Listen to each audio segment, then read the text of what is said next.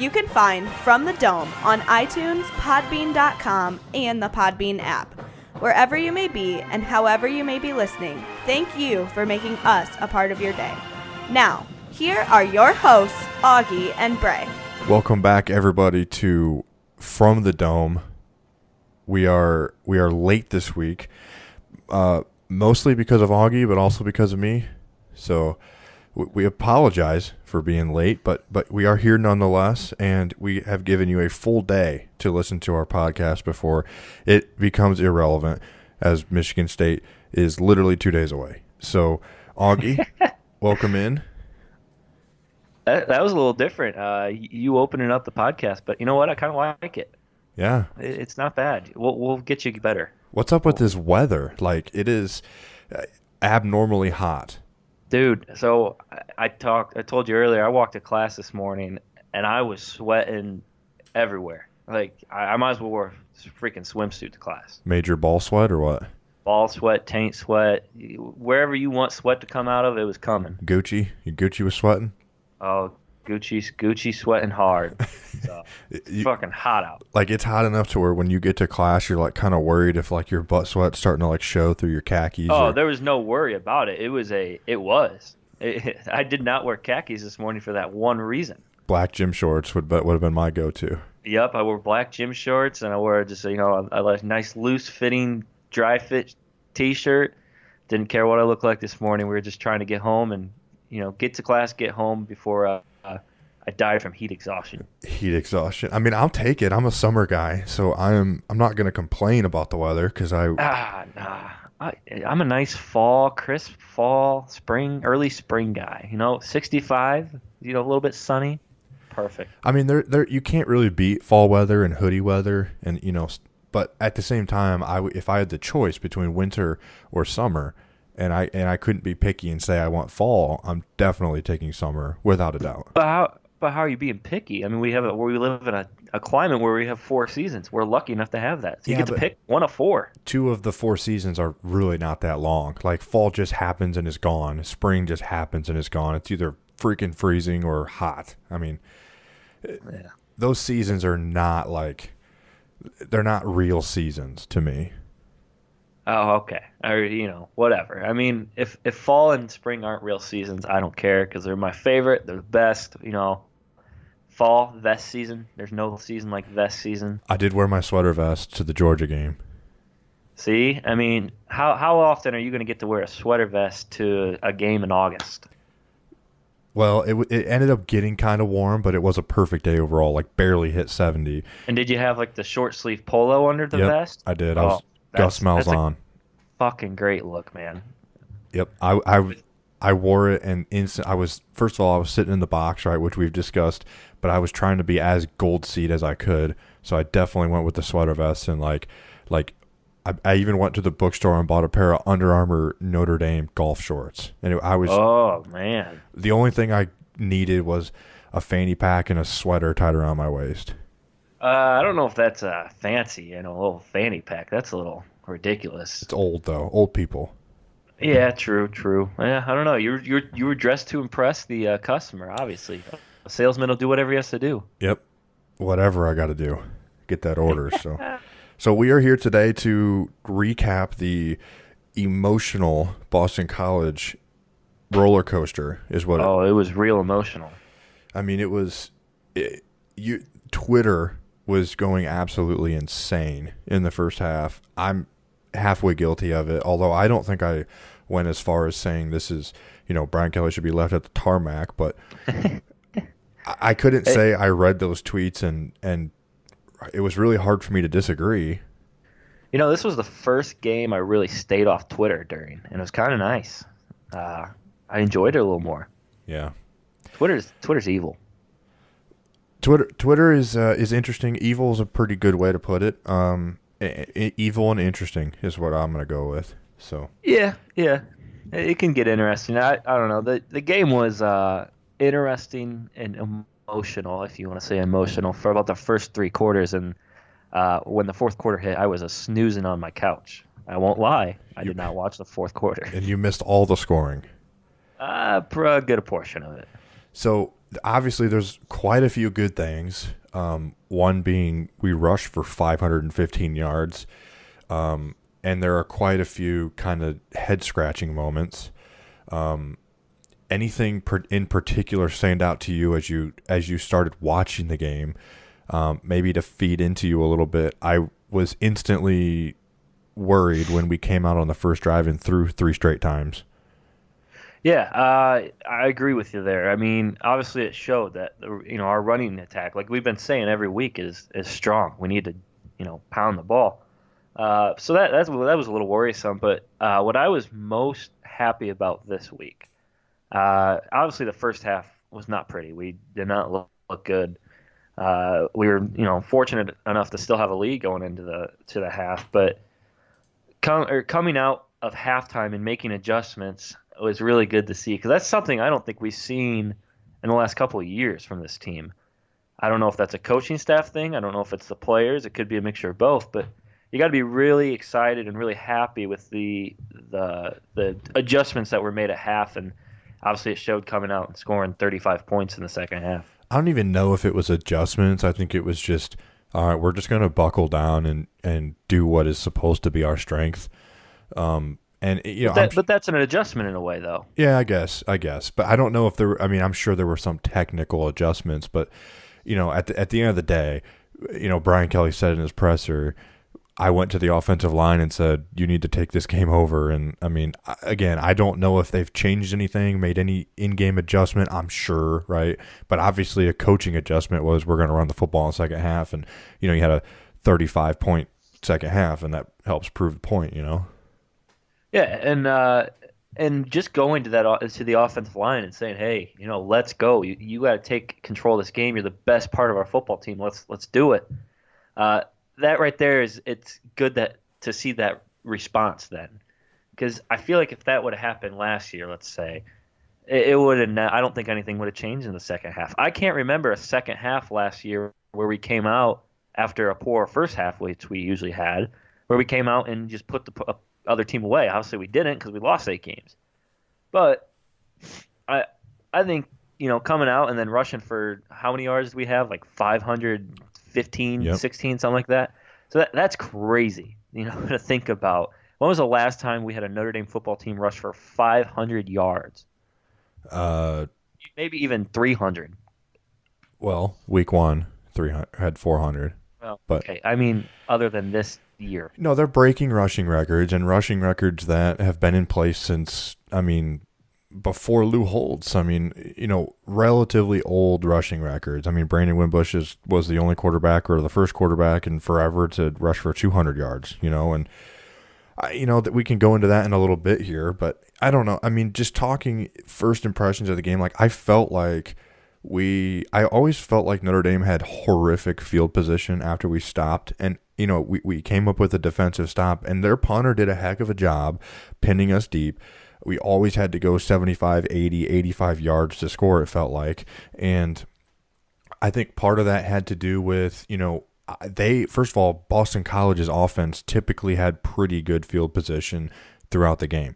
I remember multiple times them starting at the 40, 45, close to the 50, and then when they start drives there and we get stops, of course they're going to pin us deep. So the first half was like a little bit of a tale of, man, we just can't flip the field, and Boston College was doing a heck of a job. And honestly, I really believe that that's how they kept it close mostly, is we had to have long sustained drives, as we know that Brandon Wimbush clearly isn't going to throw bombs down to Equanimous this year, as he couldn't hit the ocean if he was standing on a pier.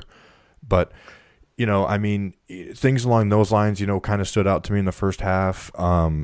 Really, we have major issues in the passing game, both at quarterback and wide receiver. It's really not on either one at this point. It's an equal fail to me. Mm-hmm. And when you talk about adjustments in the second half, it was 14-13 with 11:25 left in the third, right? And we came up with a big fourth down stop with 7:45 left in the third. So we played half of a third quarter, and before we really took off, right? And So maybe some of those adjustments took a little bit longer to take effect. I mean, again, we scored 35 second half points. I don't want to nitpick too much at it, but and I guess a question I have for you is the offensive line, of which we think is such a strength, obviously kind of struggled again in the first half a little bit. I mean, I know we racked up some yards, but it didn't seem like we were, imposing our will and doing whatever we wanted against the Boston College defensive line. Is this something that, like, look, we play Temple and we play Boston College and we throw up insane rushing numbers, and we play Georgia and we have 53 or in the 50s? I mean, is that a legitimate concern to you? I mean, is that something that will work itself out, or? It is a concern. We've played 3 games now, and 2 of them have been, I would consider below average opponents, one being above average. And against that above average opponent, you have like 60 rushing yards. So that's got to be a concern. Maybe it's something, just Georgia did well that we just did not do well against. But the thing about that is other teams will see that on film and try to exploit that.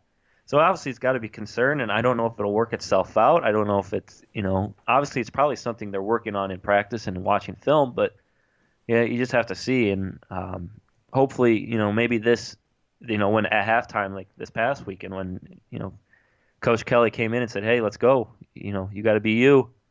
Maybe that's a little kick in the butt, and maybe it'll get better as we go. But, yeah, I think you got to be concerned.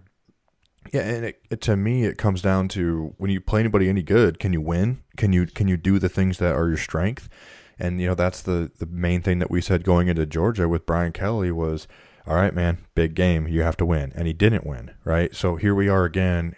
Here's a strength. I'm not saying Michigan State's a big game, but they're obviously a physical defense, athletic defensive front. They're built to stop the run the same way as Georgia is, probably with a little less speed.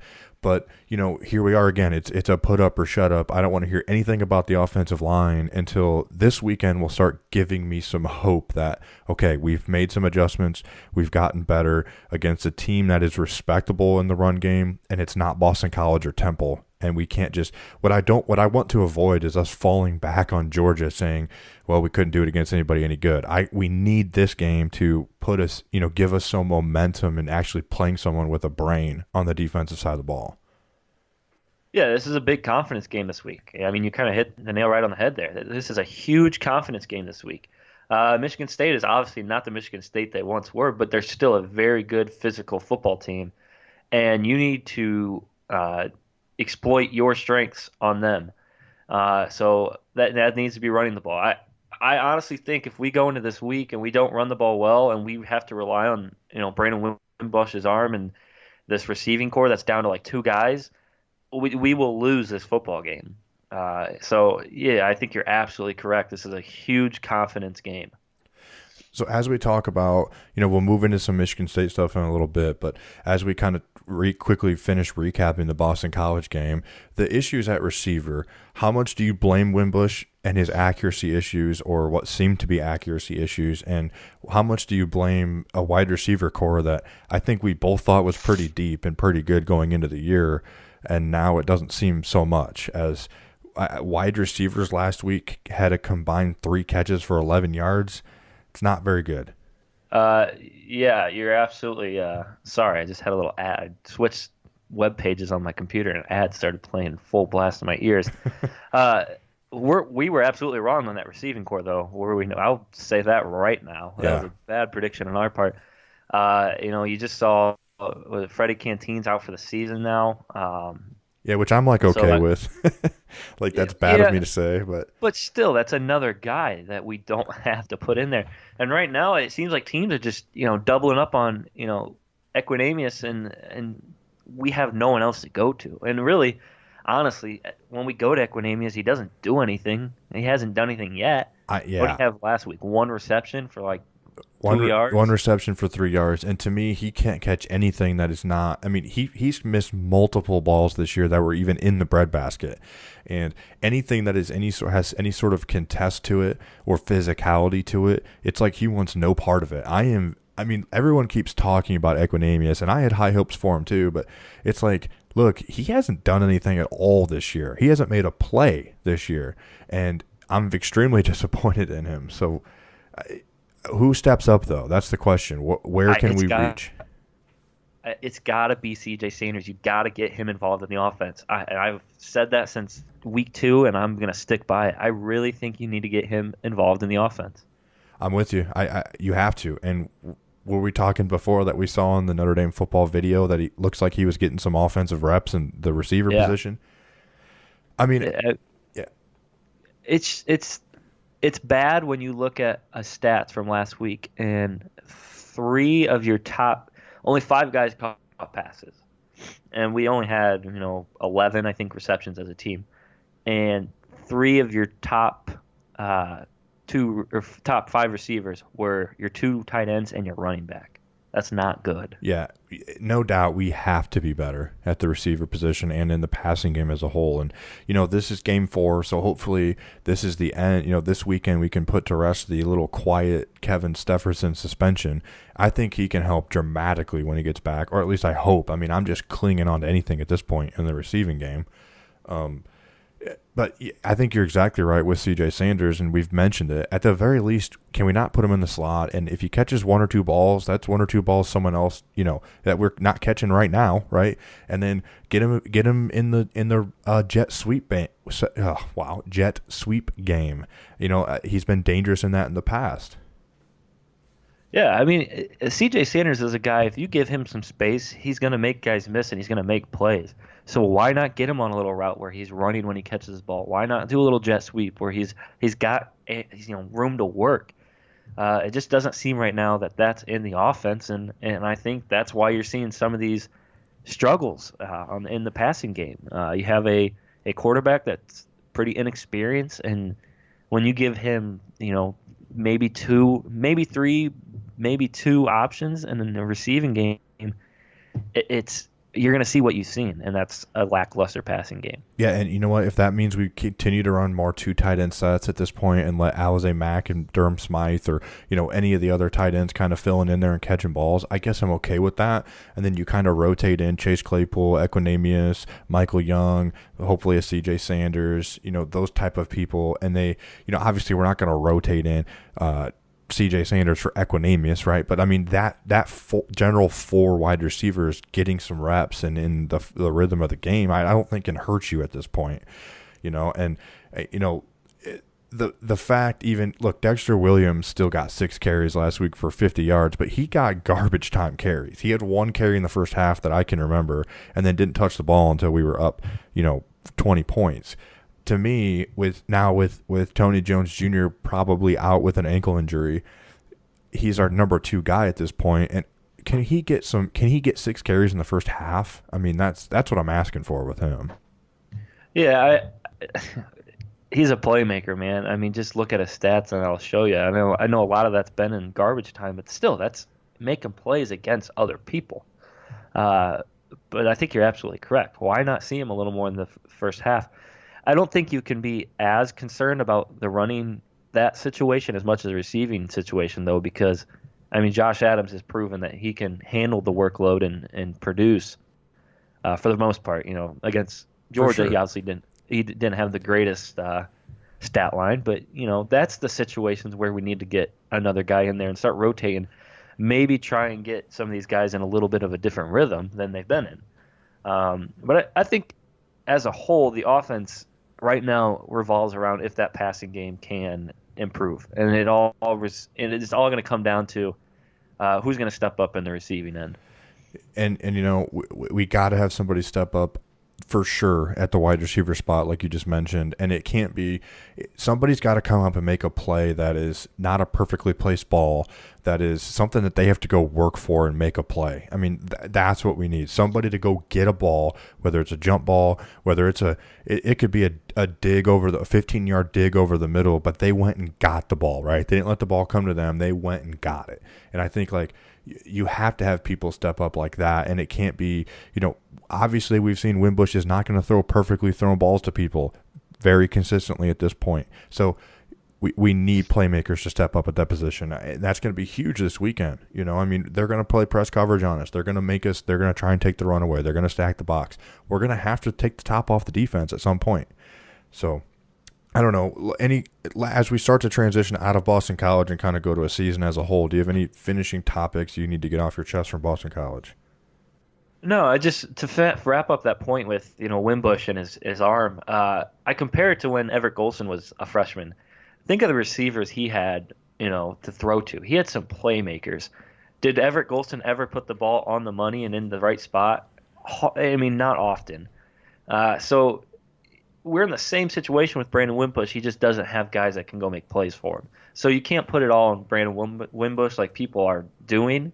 And I think that needs to be stopped. This guy is right now managing games, and that's really all we need him to do. We just need guys to step up the receiving end and make plays. But season as a whole, I mean, we're going to look at some stats, I think, and those will kind of tell us where we're at. But offense side of the ball, I think you can be a little disappointed in one area in the passing game. You can be pretty happy with the rushing game. Defense, overall, I'm pretty happy. I think we've improved. Some of the stats don't say that. Some of the stats will, but I think we've improved as a whole. But yeah, I mean, if you take a look, so we're a quarter away through the season, and I just went on the NCAA website and looked at the team statistics for a bunch of different things, some offensive stuff, some defensive stuff. We're going to start on defense, which I think nobody can really argue that we haven't made strides and strides of improvement in. I mean, do you agree with that at least? Oh, yeah. Yeah, okay. I just said that, yeah. Yeah. So, I mean, if you look at some of the defensive stats, I mean, we're giving up 18.7 points per game. Compared to last year, we were at 32 points through 3 games, and that's when BVG got fired.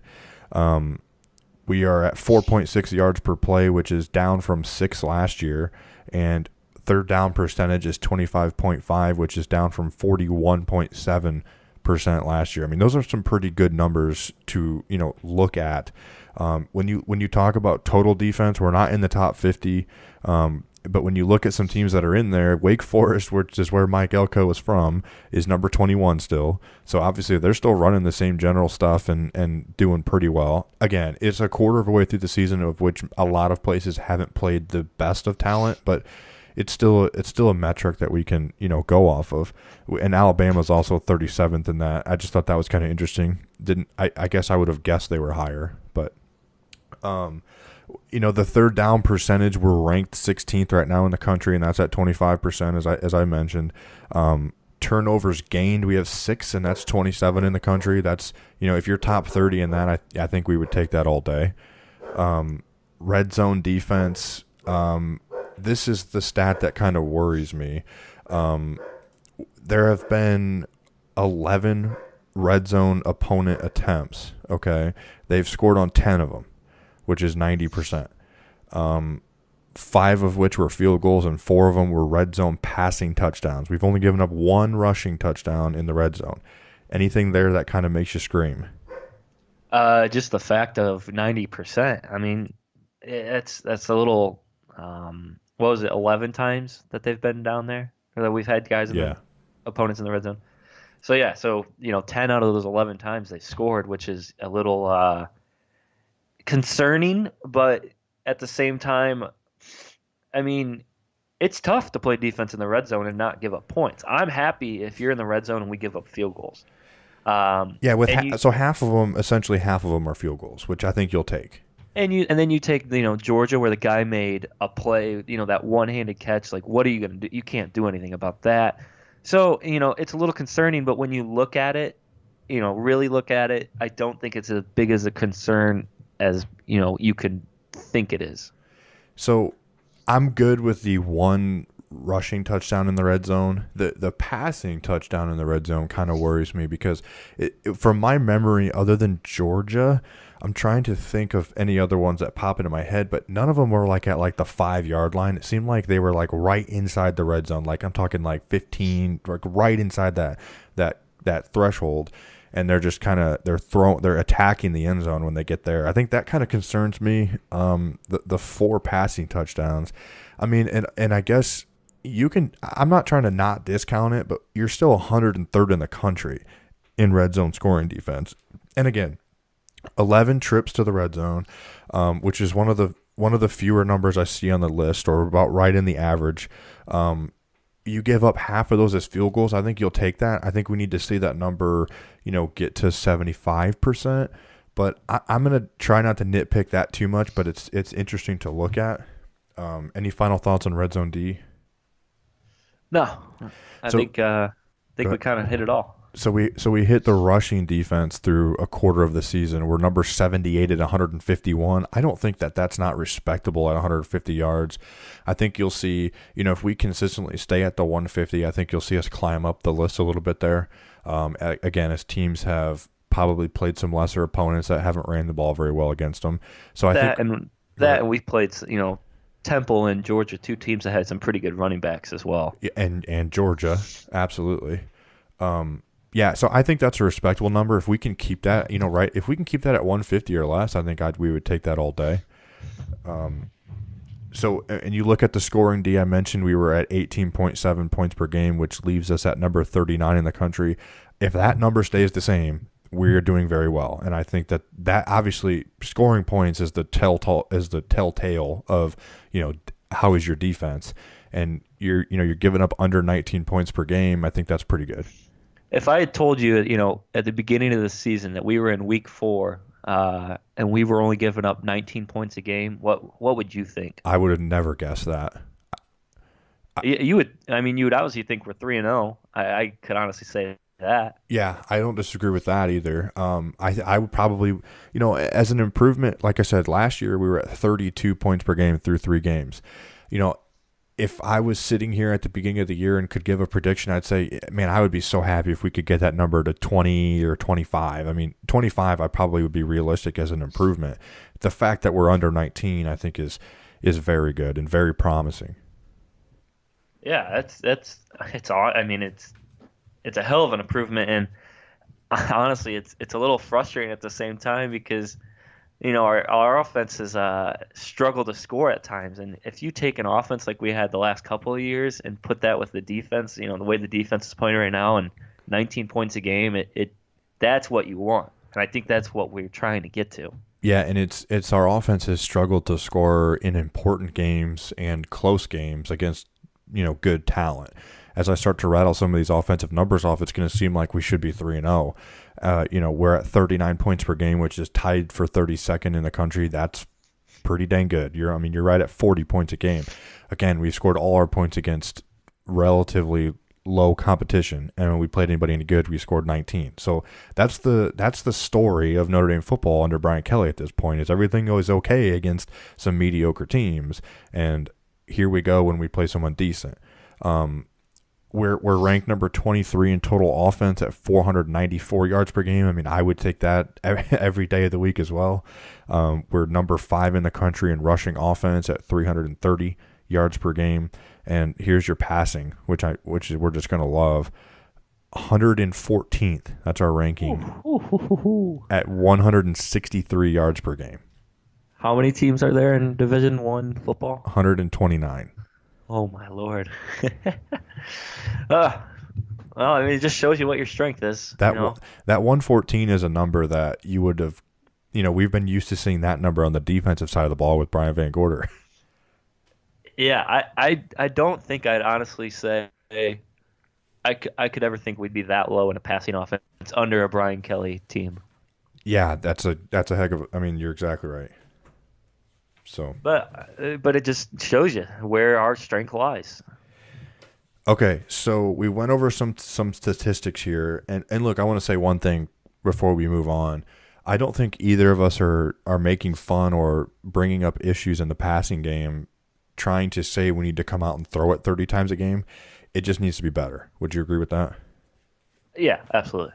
Okay, so as we've reviewed some of those stats, we've seen 3 games. As we look back at our predictions on the year, I don't remember what you said we would go. Do you remember? I believe I said we'd have 3 losses, or is that what you said? No, I thought you said we would go 9-4 with a bowl or 9-3 with. Oh yeah, okay, yes, I did say 4 losses. You're right. Okay, 'cause I'm trying to find my notes. I thought I wrote it down. So as we are kind of looking at that, have you seen anything so far? At this point, you're pretty well on track to to be correct in that. Have you seen anything, and it can be a combination of how we've played, who we've played, some of the numbers that we've put up, even our schedule, our remaining schedule, and teams have either performed or not performed. Anything that you see that would change your mind at this point? So, I predicted 4 losses, and I said we'd lose to Georgia, which we did. I said we'd lose to USC and Miami, and I said either Michigan State, NC State, or Stanford we'd lose as well. So those were the 4 losses I had. So things that make me think that won't happen. The defense right now is a lot better than I thought it would be. I knew we'd improve. I didn't know we'd improve, and I don't want to say we're there because we're not by any means, but we're much closer to where we need to be. So I could see that preventing us to losing from a team like Stanford or Michigan State or NC State. The thing that makes me think we could still lose those games is, our passing offense and the lack of depth at receiver, and also our inability to win big games. If you look at it, all those games except for NC State are on the road. So, you can classify those as big games, I think. You would assume that the Stanford game would be in prime time, as is this week's game. Those are big games. Anytime Notre Dame comes to a city or a school at, in a primetime game, it's a big game. So, I really don't think we'll beat USC. That would be a pretty big upset. They have just looked pretty damn good, I think. Miami, I don't know. It's tough to tell. They've only played, 2 games right now or 1 game? Have they even played yet on it, actually? They've played 1 game, I believe. I can pull it up. So because of the hurricane, who knows where that football team will be in 2 months. But so that's hard to tell. So right now, I think, I think we're at 3 losses. So 2 more losses, in my opinion. And I think that's USC and either Miami or one of those 3 games, obviously, that I said. So, based on what I've seen, I think the defensive numbers I predicted 10-2. The defensive numbers are a very encouraging sign for me and to help my prediction. Obviously, the offensive numbers are not. So, I'm still kind of on pace. It's still possible, right, to go 10-2. After Georgia, I would have said definitely not. This is probably a 3 or 4 loss team. I would have agreed with you then. I'm not saying Boston College really changed my mind, but I saw something in the second half of the Boston College game that I don't think we've seen under Brian Kelly, and that is you stomped and put an inferior opponent away in the second half, and we haven't had that killer instinct, I don't think, in a long time. So I'm not saying that automatically registers to 10 wins or doesn't, but they're showing me a couple things. Okay, so if I had to change my prediction, I don't think I would at this point, especially given that, again, we don't know a lot about Miami. Stanford doesn't seem to be as good as, what they were projected to be at the beginning of the season.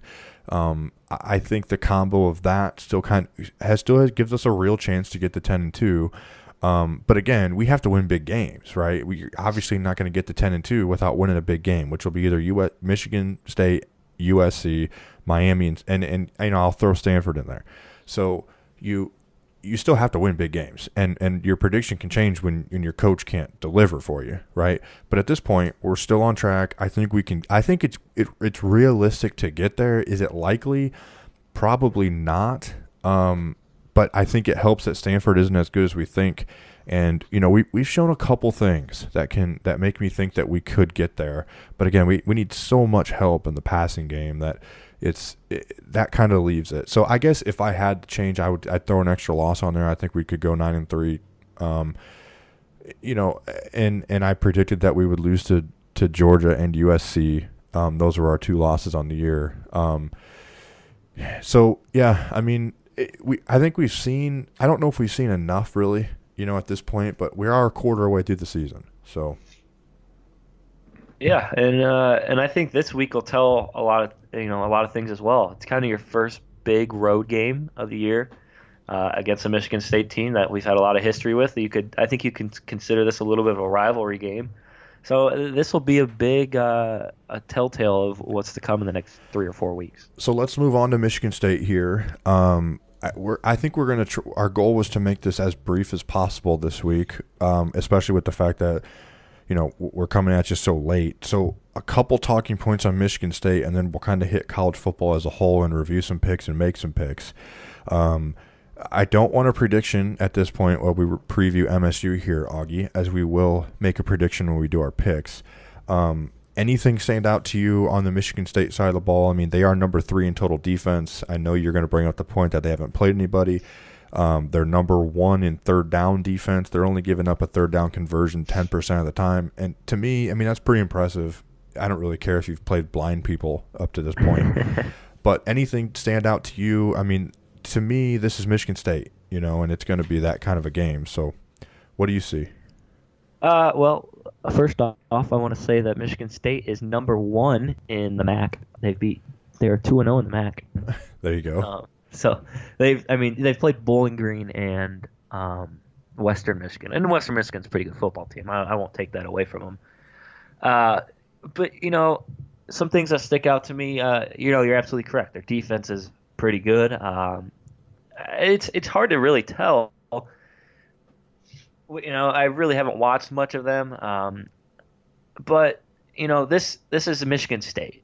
This is Mark D'Antonio. Mark D'Antonio. Mark D'Antonio, football team coming into No, he's a great football coach. He's going to know what Notre Dame's going to come in there and try to do. We're going to know what they're going to try to do.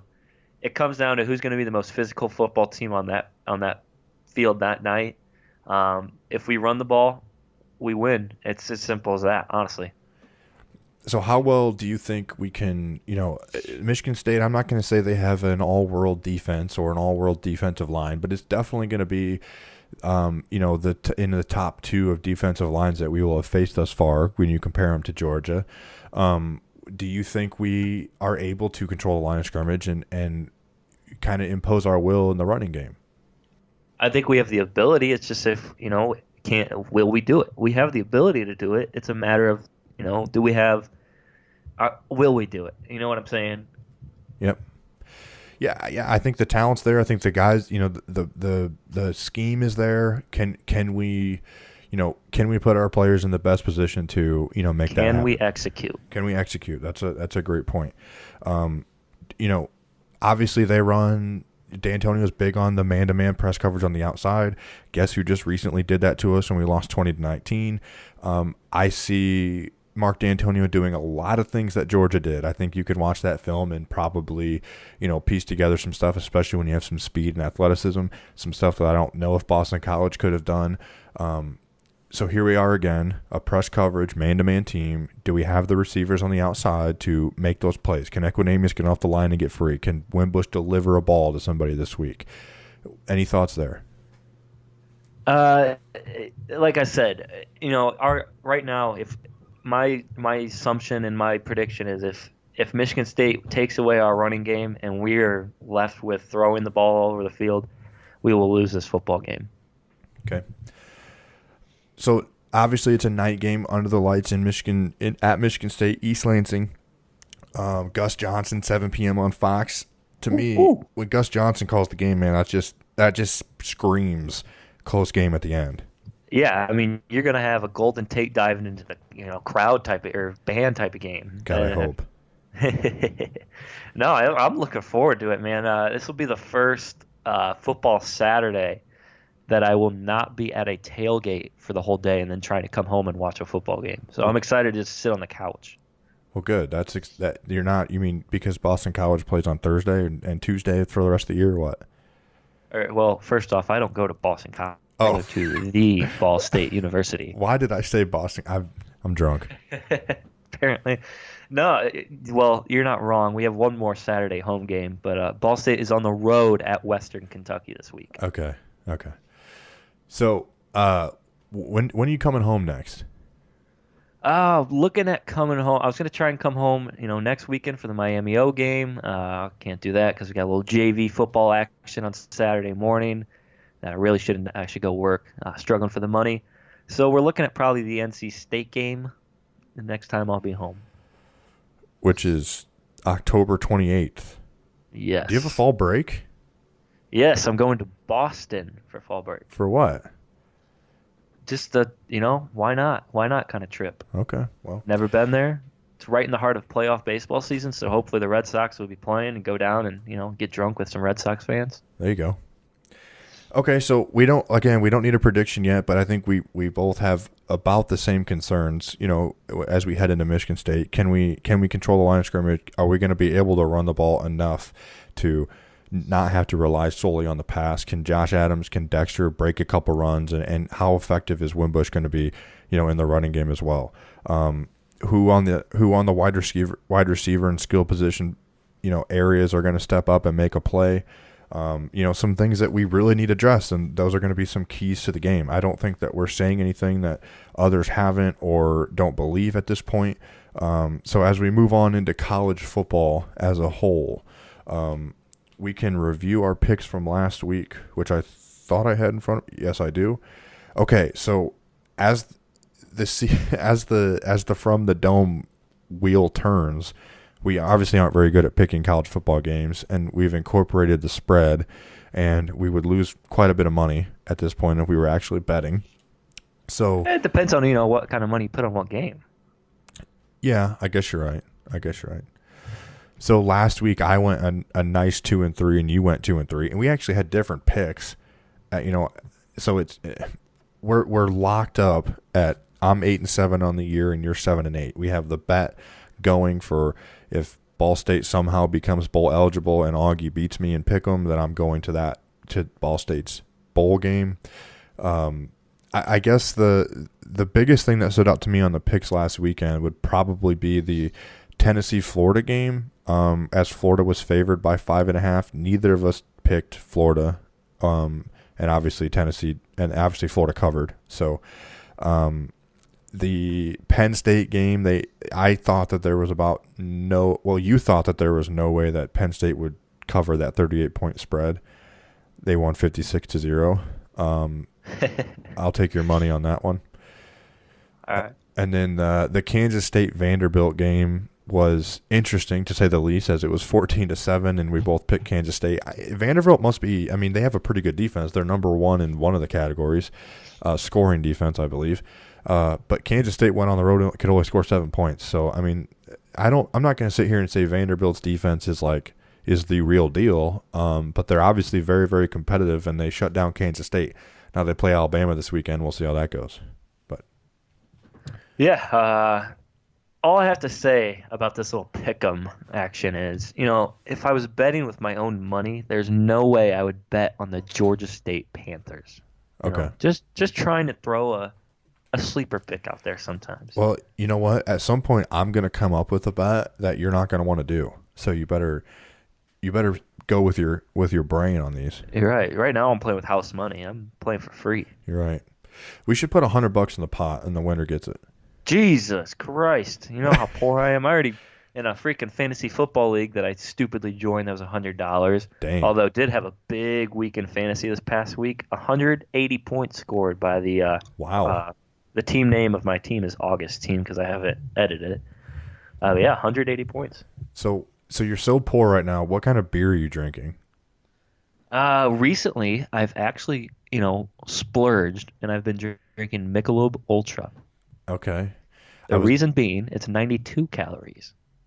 You are actually watching your calories. Yeah, so it turns out that when you quit working out and drink a lot of beer and eat a lot of junk food, you gain weight. Wow, novel idea. And basically was told by as a lot of people know, I officiate college baseball. Basically was told by some of my bosses if I wanted to work Division I next year, I needed to lose a couple lbs.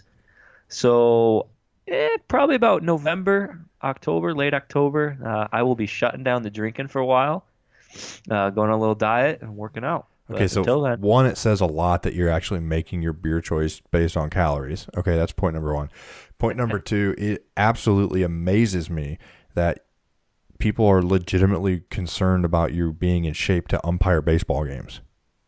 Hey, it's all about perception, man. The old, fat guy on the, baseball field running around or waddling around umpiring baseball's over. They want athletes. Are you serious?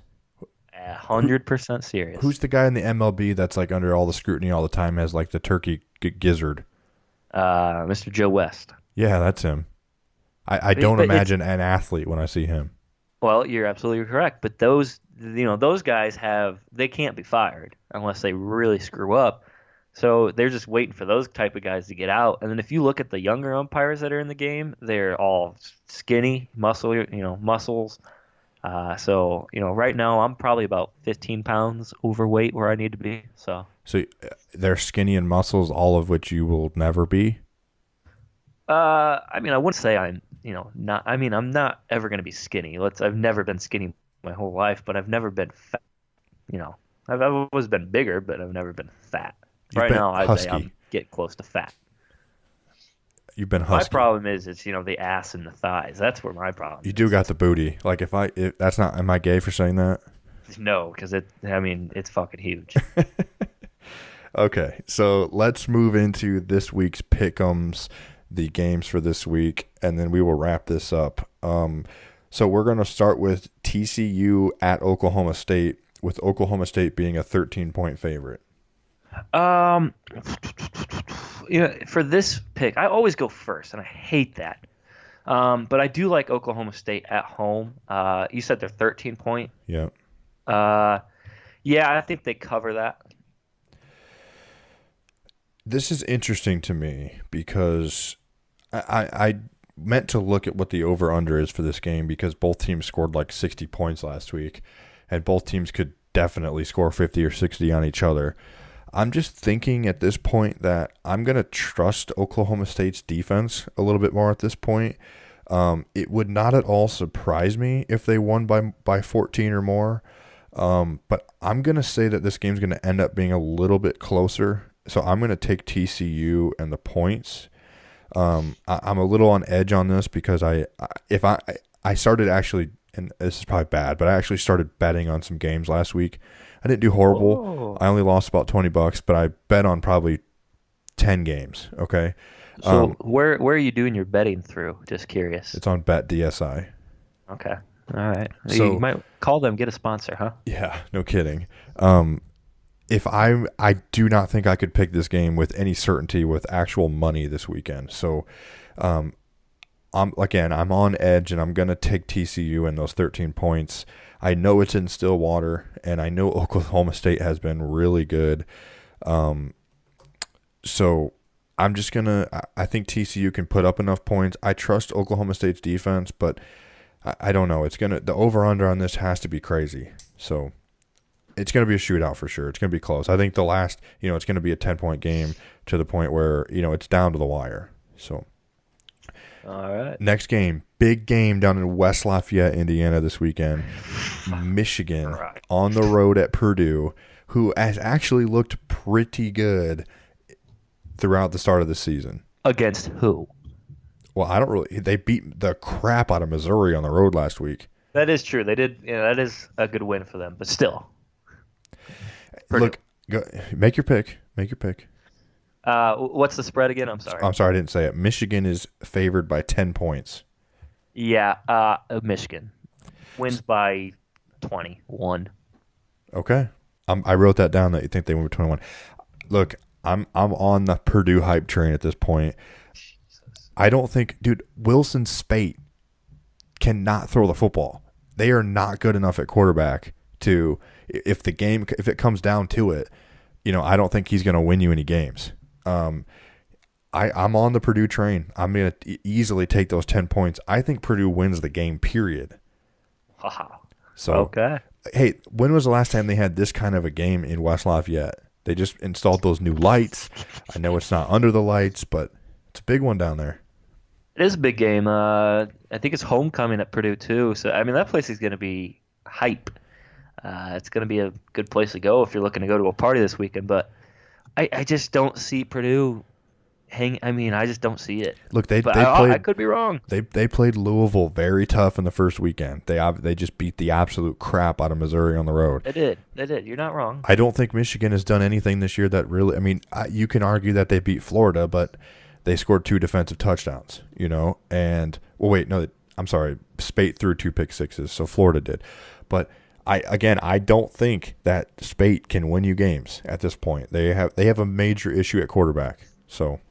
All right, we'll see. So this is an interesting one as well. Mississippi State at Georgia.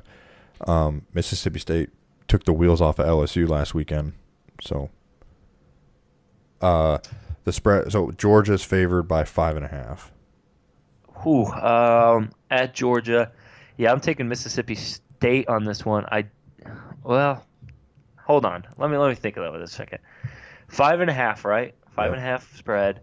So you're giving Mississippi State 5.5 points. I think I'm going to take Mississippi State. I think they go in, and I think they win. Really?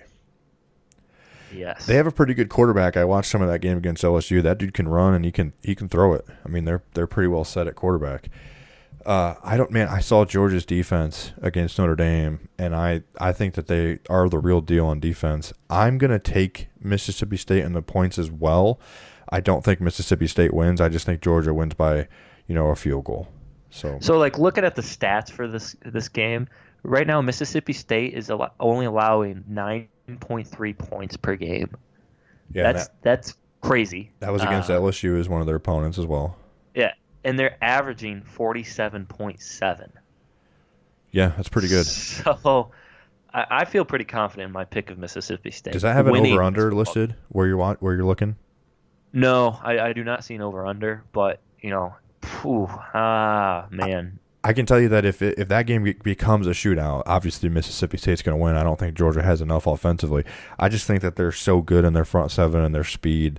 I think that their defensive line and linebackers are good, and I think that they can contain that. On the road, I mean, it's going to be a big one in Athens, so that'll be interesting to watch as well. Under the lights, prime time, that'll be a good little game. For sure. Okay, we're going to jump to USC against Cal, with USC going on the road as a 17-point favorite. Cal's 3-0. Cal's sneaky, man. 17 points, though, on the road for USC. I'm going to take Cal in the points. So I was torn on this as I was previewing this before our show. USC was favored by 17 last weekend against Texas. One thing about that game. First of all, that was nuts. Did you catch any of that? No, I did not. My girlfriend was in town, so I was not able to watch football at night. Oh, my God. You're watching Vampire Diaries or The Notebook? I honestly don't really remember what we watched. Okay. So one thing I was concerned, and I looked this up before we went on the air. I was like, what the heck happened to Shane Buechele, because he wasn't the quarterback for Texas, and I obviously am not well versed in their injury report, but he had gotten hurt, and I had this just nightmare of, man, we made him look like a Heisman Trophy winner last year, and now he can't start, and they started another freshman. So, one of those just nightmares you have as a Notre Dame fan. So, So USC is favored by 17. They're scary. They were favored by 14 or something last week at home to Texas, and they couldn't do it. If I'm going to put money down, I'm going to go USC. I think that they can do that. All right. Okay, so the last game, and to wrap this up, we are our team is in action. East Lansing under the lights. Notre Dame versus Michigan State. Currently, Notre Dame is a 4-point favorite. What do you take in that matchup? Notre Dame. They win by more than 4. I agree with that. It's, again, we've talked about the concerns, and we've talked about what some of the keys are going to be to the game, and it comes down to execution, as you so well put it. So, yeah, and that's a pretty good bet for all you bettors out there. 4 points, very minimal spread. I would bet on the Irish. Yeah, I just don't see that. I don't see this being a field goal game, right? I don't see Notre Dame winning by 3. I see if we're going to win by 7 or 10 at least. So I think our defense is good enough. We're going to stack the box against them too and make them throw. I think our defense and our defensive line has showed signs that they can, keep this relatively low scoring on the Michigan State side. So for sure, I don't think it comes down to us kicking a field goal to win it. I think we can. I think this is going to be a nice, 10 or so point win. Agreed. All right. Well, again, we apologize for being late this week. We are going to sign off here, and obviously, go Irish, and we'll be back hopefully sometime next week as our schedules can line up a little bit better. Any closing arguments from the good old Augman with the big booty? No. Go Ball State, go Cardinals. Big game on the road at Western Kentucky this week. Need this one so we can get bowl eligible. So, go Cardinals. All right. Well, we'll see you guys next week. Go Irish.